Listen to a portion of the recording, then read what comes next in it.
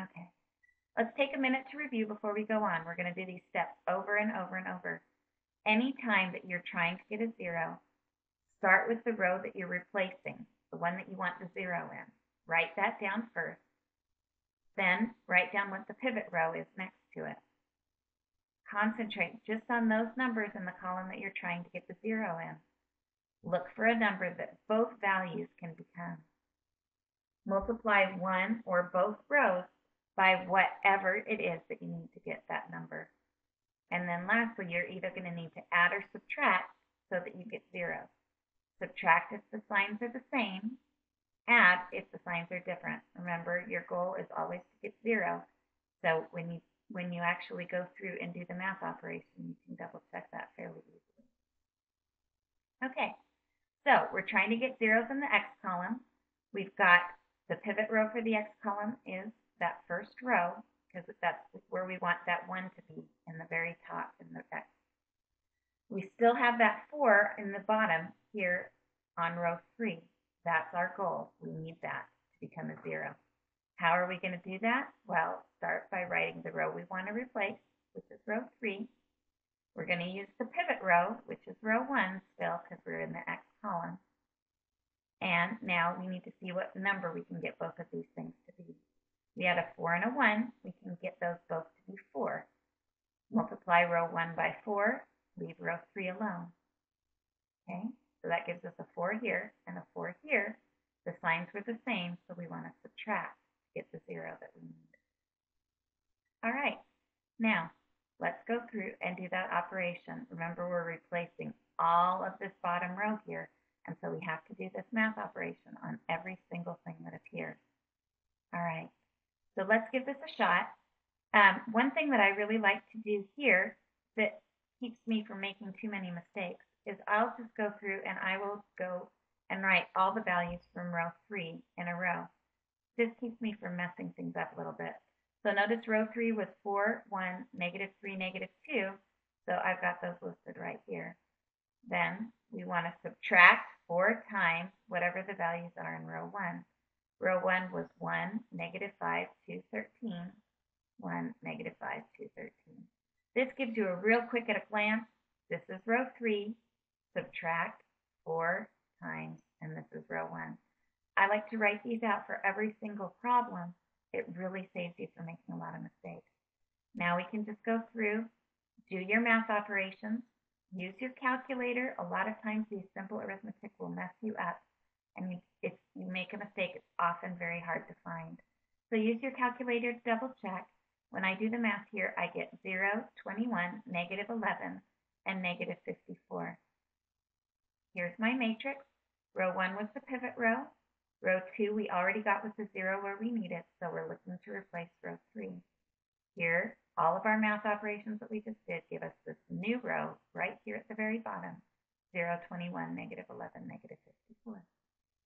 All right, notice now, x column is beautiful. Pivots in the right spot, it's even a 1. We've got zeros in the x column. We're done with the x column. The next thing that we want to do is work on the y column. Okay, we go through exactly the same steps again. The first thing that we need to do is to identify the pivot. Now, we're working on the y column this time. So, where we had the 1 before here in the x in row 1, when we go to the y column, we want to have the pivot here in this middle spot. The pivot spot in the y column is always going to be row 2, the middle of that second column of the matrix. So that spot right there. Now, we ask ourselves again the question, can we make this pivot into a 1? Last time we were able to do it by switching with a row that was below it.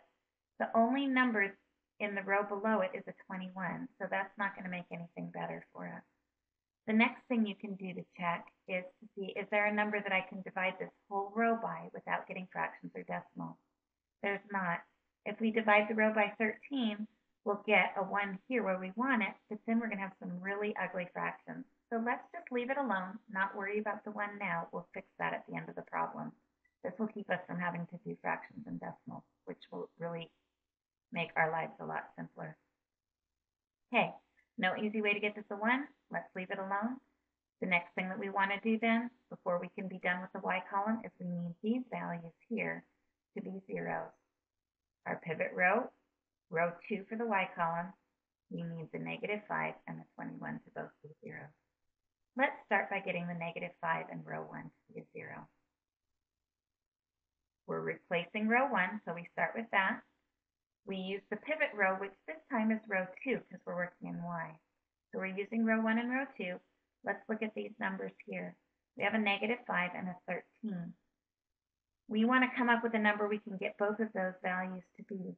If you're ever stuck, you can always multiply those numbers together. So 5 times 13 gives us 65.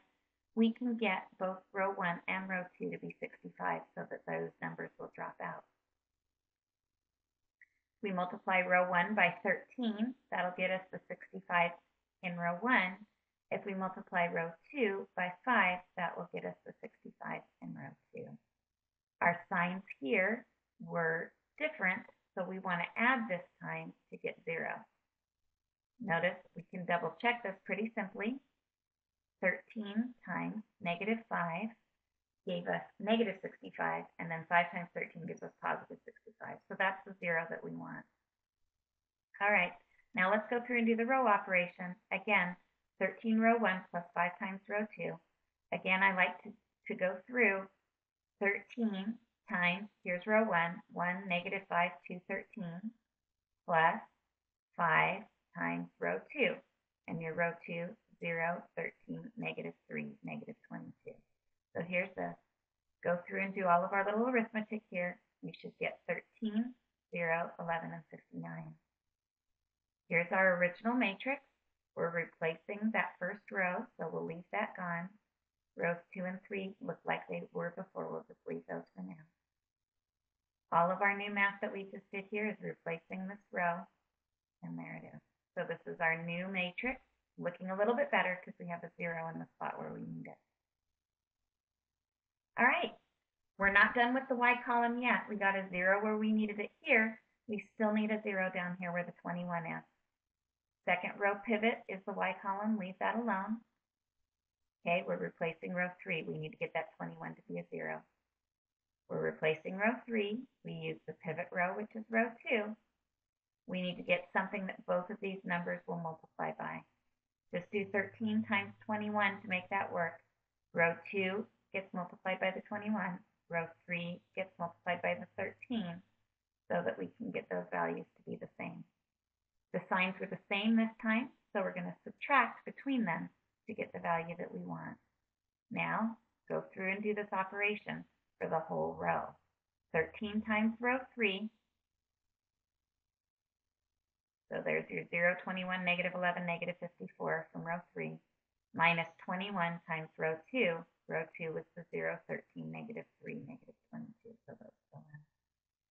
Do the math on your calculator again. You should come up with 0, 0, -80, -240.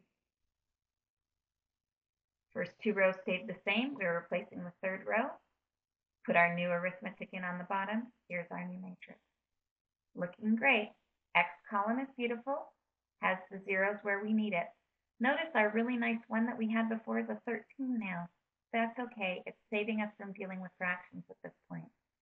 The y column has zeros where we need it. And now we're ready to move on to the z column.